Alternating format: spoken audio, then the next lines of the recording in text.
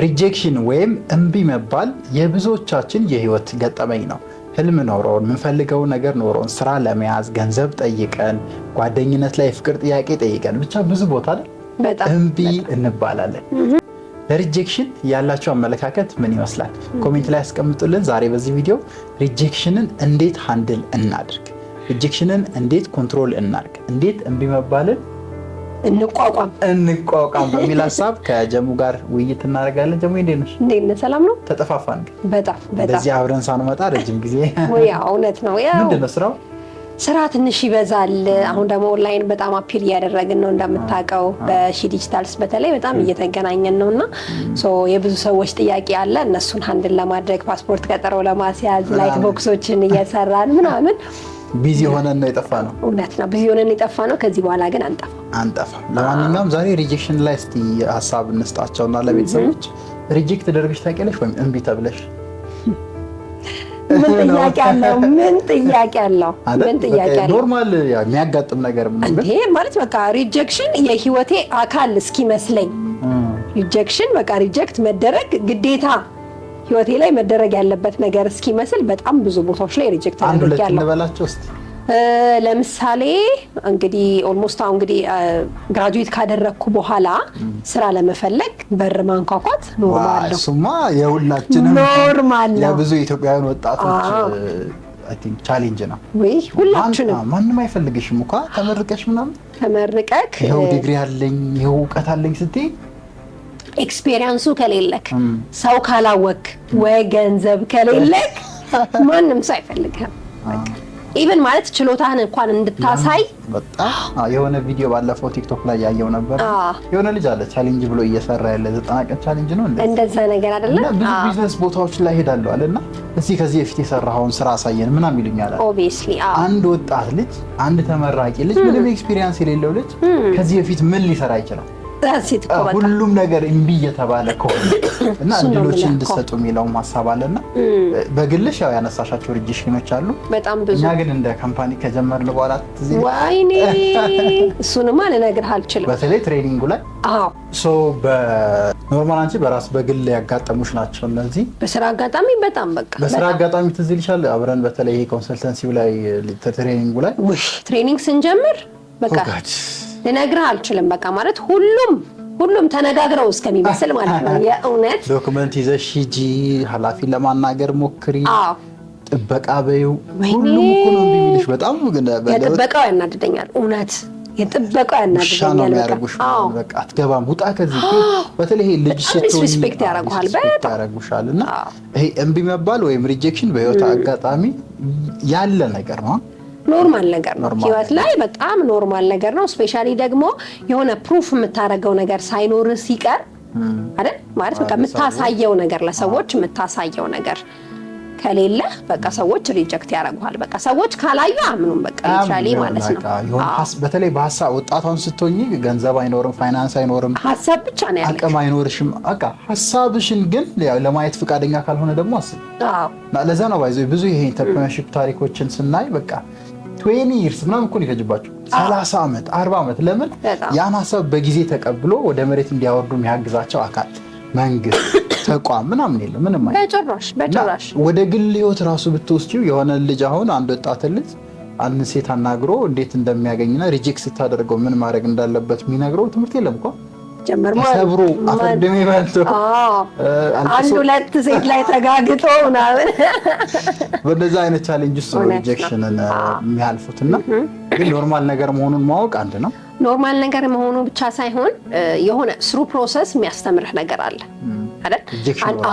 አንድ ሁለት ቦታ ሪጀክት ስትደረግ ሶስተኛ ቦታ ላይ እንዴት አፕሮች ማድረግ እንዳለብህ አሁን ኢቭን በሪሌሽንሺፕን ባልከው ማለት ነው ሁለት ሴት በጥፊ ከመጣች ሶስተኛዋ ላይ ምን ማለት እንዳለብህ ምን ማለት እንደሌለብህ እና እያንዳንዱን ነገር አትሊስት አንተም ትማርበታለህ። ግን ገጠመኛለሽ ደግሞ የሆነ የምታስታውሹ ገጠመኝ ከሪጀክሽን አንፃር? እንግዲህ እኔ በጣም አብረን እንትን ላይክ አፕሮች ካደረግናቸው ተቋማት ትዝ ይልሻል? የሬዲዮ ፕሮግራም ነበር ነው የሆነ እኛ የሰራንበት ነው። እሱም ያው ቻሌንጆች ነበሩት፣ ሪጀክሽኖች ነበሩት። ተደጋጋሚ ሙከራ በኋላ ተሳክቶ ሰርተናል። 1 ዓመት አካባቢ እንደዛ አካባቢ። ከዛ በፊት ግን የሆነ ሬዲዮ ጣቢያ ስሙን አልጠራም፣ ሬዲዮ ጣቢያ ላይ ላይክ ፕሮግራም ለማቅረብ ስትፈልጉ መጀመሪያ ዴሞ ትሰራላችሁ፣ ሳምፕል እንደማለት ነው። ሳምፕል ኦዲዮች ትሰራላችሁ። የኛ ፕሮግራም ይሄን ይመስላል ምናምን ትሉትን ከባድ ነው። ከዛ አሁን ምን መሰለ ትልቁ ችግር ኦልሬዲ እነሱ ኤክስፔክት የሚያደርጉት አለ እና ደግሞ እኛ ደግሞ ይዘን የመጣ ነው ሲሪየስ የሆነ ኢሹ አለ። ስፔሻሊ ካንተ ጋር ማለት ወርዶ ኖርማል ነገሮችን ምናምን ለማውራት በቃ ትቸገራለህ። በቃ you are not interested። ቀልድ ምናምን ፌዝ ሳቅ አሁን not interested እና ችግሩ አንዱም እሱ ነው። ግን ሪጀክሽኑን ደግሞ በጣም ከባድ የሚያደርግ 1 ዓመት እኮ ነው ማማት እዚህ ይችላል። ኦልሞስት 1 ዓመት ፕራክቲስ አርጋችሁ ከ1 ዓመት በኋላ ዞር በል ከዚህ ስትባሉ ያለው ስሜት እና ላይክ ሊትራሊ በየሳምንቱ እየሄድን ዴሞ ይዘን እንሄዳለን። ግን ያው አስተምሮናል። እንግዲህ ኤፍኤም ላይ ምንድነው ዴሞ ይዘን ስንሄድ ሁል ጊዜ ዴሞ ይዘን እንሄዳለን። ኦልሞስት ዊክ በሳምንት ዴሞ ይዘን እንሄዳለን። ሶ ዴሞ ይዘን ስንሄድ ሰውየው በቃ የሆነ ቀን እንዲያውም አንድ ላይ ገባን አይደል ሬዲዮ ጣቢያ ውስጥ ገባንና ከዛ ሰላም እንዴት ናችሁ ዛሬ በጣም የሚገርም ፕሮግራም ይዘን መተናል በዘንቢል ነው ይዘን የመጣ ነው ምናምን እንደዛ ብላችሁ በቃ ኖርማል ቀልድ አድርጉት። በቃ በርበሬ አንተ እንዴት ነው አሁን ገርል ፍሬንድ ኖራ ካፌ ላይ ስቀጥርሃት የምታወራው ወሬ የለም። በቃ እንደዛ አድርገው ወሬ ቀለል አድርገው እና የምታወራቸው ነገሮች ለጆሮ አይክበዱ። ሊትራሊ ማለት ነው ቃል በቃል እንደዚህ ያለ ነገር አውሩ ነው። ሰውን ማስተማር፣ ሰውን መቀየር፣ ስብዕና፣ ስነ ልቦና፣ አምሮ ይባል ነገር እንዳታወሩ። ቃላቶቻችሁን ቀይሩ። በቃ ሙሉ ለሙሉ ቃላቶቻችሁ እና ደክሞት ነው እኮ እኛ ሁሌ የምናመጣው ሲሪየስ ነገር እየሆነ መጨረሻ ላይ ሲደክመው በቃ እንደዛ አስገብቶ አንድ ላይ ያወራነውን ሪከርድ አድርገን ባይ ዘ ዌይ ያኛም ዓላማችን የነበረው በሰዓቱ እንደዚህ ቀልድ ፌስቡክ ባይ ዘ ዌይ ዛሬም ላይ መስራት ይቻላል። ቀልድና ፌስ ኦፍ ኮርስ እና ኢትስ ዘ ኢዚየስት ዌይ ታዋቂ ለመሆን በጣም ገንዘብ ምናምን ለማግኘት ምናምን ቀላሉ መንገድ መደነስ እንደምታዩት። እና የኤፍኤሙ ሪጀክሽን በጣም ታፍ ነበር፣ ከባድ ነበረ። 1 ዓመት ሙሉ ዴሞችን በየሳምንቱ እየወሰድን ነበረ። ዴሞችን ወስደን ደግሞ በቃ ምንም አንግባባ ስንል ደግሞ ውስጥ አስገብቶ ላይክ የሚቀረጽበት ስቴሽን ውስጥ ማለት ነው። ሶ እንዴት ነው የሚደረገው? በቃ መጣን እኮ እንዴት ናችሁ ሰላም ናችሁ ወይ ዛሬ በምንድነው ይዘን የመጣ ነው በዘንቢል ነው በምንድን ነው ምናምን ይላል። በቃ ዋናው ማውረድ አለባችሁ። ይሄ ሲሪየስ የሆነ ነገር ሚዲያ ላይ ሳይኮሎጂ ምናምን የምትሏቸውን ቃላት ትታችሁ ነው መሆን ያለበት። ኮንሴፕቱ መውረድ ነው። እኛ ደግሞ መውረድ አይመቸንም፣ ስፔሻሊ አንተ መውረድ አይመቸንም በሚል እሱ ሳይሆን ዋናው ፖይንቱ ያው ከ1 ዓመት ሲሪየስ የሆነ እንትን በኋላ ሪጀክት መደረጉ ነው። በእርግጠኝነት ስራ ላይ ማጋጥሟችሁ ይሆናል። ቅድም አንቺም ስታነሽ ነበር ስራ ለመቀጠር ስትሄዱ ማንም አይሰማችሁ። ውጣ ከዚህ የጥበቃውማ ተኛ። የጥበቃው በጣም ፔንፉል ነው። አሁን ደግሞ የሆነ ሳይኮሎጂካሊ አንቺ ጋር የሆነ ነገር አለ። ተመርቄያለሁ። በተለይ ተመረቅ ሰሞን ደግሞ ያለው ስሜት ቤተሰብ ደግሞ ሪስፔክት ሲያደርግ ሌላውም ሰው እንደዛ ሪስፔክት እንዲያደርግ ኤክስፔክት ታደርጋለህ። ከዛ ስትሄድ ሪጀክት ሲያደርግ በጣም ትሰበራለሽ። በጣም በቃ ሪጀክት አይደለም ውሻ ሲያደርግ በጣም ያናደው። እኔ ጥበቃዎች ግን ምንድነው ችግራቸው? ምንድነው ችግራቸው? ሊትራሊ ምንድነው ችግራቸው? ሰውን ማድመጥ በተለይ ወጣት ሲሆን ጉዳዩ ምን እንደሆነ እንኳን ኢቭን አያዳምጡህም እኮ በቃ እዚህ አይደለም በእኔ ሂዱ ከዚህ ምናምን ስታፍ ኤኒዌይ ሪጀክሽን በጣም ከባድ ነው። በጣም ቻሌንጅ አለው። ግን ወጣት ስትሆኑ ጋይስ በቃ ሪጀክሽን በጣም ሊሰብራችሁ ይችላል። ደግሞ ከምኑ ጋር መሰለክ ፋይናንስ ካለመኖሩ ጋር ታክሲ ኬት ብለሽ ነው የምትይዘው። እሱን ነው የምልህ እኮ ማለት በጣም ቻሌንጅ አለው። ማለት ከየት ብለህ አምጥተህ ደግሞ ያመጣኸውን ነገር ሰው ደግሞ ሰፖርት ሳያደርግ ሲቀር እድሉ ደግሞ ሳይሰጥ ሲቀር በጣም ፔንፉል ነው። እና ብዙ ሰው ሲጀምር ኦፖርቹኒቲ ለመስጠት ፈቃደኛ አይደለም። ሊትራሊ ሁሉም ሰው በሚባል ደረጃ ማለት ነው። በጣም ይሄን ቪዲዮ የምታይ ሰዎች በዚህ አጋጣሚ መልእክትም ይሆናችሁ። የሆነ ወጣት ልጅ ሲመጣ የሆነ እውቀት አለኝ የሆነ ሙያ አለኝ አስሞክሩኝ የሚል ልጅ ሲመጣ እኔው እንኳን ብሎ እድል ለመስጠት እኔ እንጃ በቃ እቺ ፓርት እንኳን ከኢትዮጵያውያን ብትፋቅ በጣም ብዙ ውጤቶች እናያለን፣ ብዙ አሪፍ ነገሮች እናያለን ብዬ አስባለሁ። ሶ ሪጀክሽን ላይ እናንተም ብዙ ገጠመኞች ይኖራቸዋል። እስቲ ኮሜንት ላይ ገጠመኞቻችሁን አስቀምጡልን። ከዛው ጋር በተያያዘ ጀሙ ምን አይነት መፍትሄ ሀሳቦችስ እናስቀምጥ? በተለይ ለወጣቶች ኮንቴንታችንም ወጣቶች ላይ ፎከስ ያደረገ ነው። የሚደቆሰውም ወጣት ነው ብዙ ጊዜ ሸበት ብለሽ ከሄድሽ ያው አክብሮም ቢሆን ይሰጥሻል እኮ ፈርቶም ሊሰጥ ይችላል። ስቴፑ ላይክ ሶልቭ ለማድረግ ሪጀክሽንን የመጀመሪያው ምንድን ነው? አክሰፕት ማድረግ ነው። ምንም በቃ ኖርማሊ የላይፍ ፕሮሰስ እንደሆነ እኛን ግሮ የሚያሳድገን ነገር እንደሆነ ማመን ነው። ምክንያቱም በሪጀክሽኖች ውስጥ ነው የምንሰራው። ኦብቪየስሊ እንግዲህ አንዱን በር ስታንኳኳ ለሁለተኛው በር የሆነ ትምህርት ይሆንካል። ላይክ አንዷ ሴት ሪጀክት ስታደርግ ለሚቀጥለዋ ሴት እንደው በጥፊ እንዳትመታም ቢሆን መሸሽም ቢሆን የሆኑ መንገዶችን የሆኑ ዌዎችን ታይበታለህ፣ ትማርበታለህ። ግን አክሴፕት ማድረጉ በቃ ትልቅ የሪጀክሽን ሰክሰስ ነው ብዬ አምናለሁ። ምንም ጥያቄ የለውም። ለምን ሰውየው ወይም ባለቤቱ ምንም ሪጀክት መደረግ የለብኝም ብሎ የሚያምን ሰው የሚያምን ወጣት የሚያምን ልጅ ከሆነ ተበላ።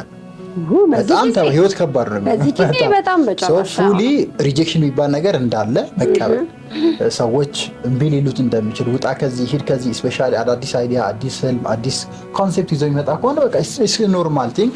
ያን መቀበል አንደኛው ሪጀክሽንን የምንቋቋምበት አሪፍ መንገድ ነው ብዬ አስባለሁ። ሌላው ምን ይሆን? ያው ቢንግ ስትሮንግ ነው በቃ ቢንግ ስትሮንግ። ከዛ በኋላ ራስህን ለመጋፈጥ ራስን ሬዲ ማድረግ ነው።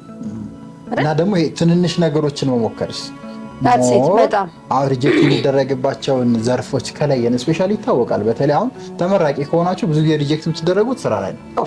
የሴት ገርል ፍሬንድ የምትፈልጉ ከሆነ ሪጀክት የምትደረጉት በሴቶች ነው። ትዳር የምትፈልጉ ከሆነ እንደዛው።